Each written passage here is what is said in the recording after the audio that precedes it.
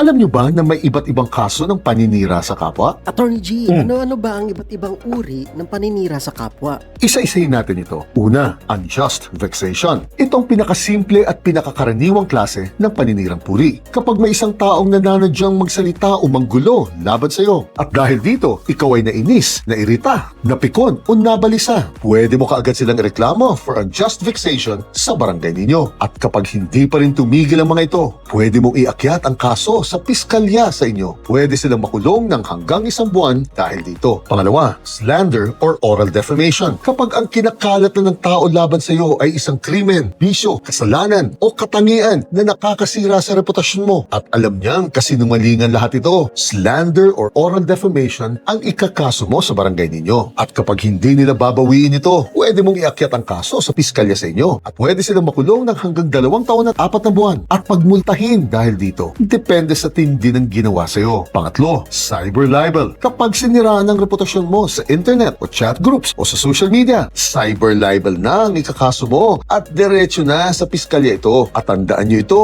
kahit totoo ang paninira mo, basta't pinangalanan mo, sinisiraan mo, matik na cyber libel ito at hanggang 8 taon ang kulong nito. Ayan, maliwanag ng pagkakaiba ha? Kaya ngayon, alam nyo na kung anong gagawin ninyo.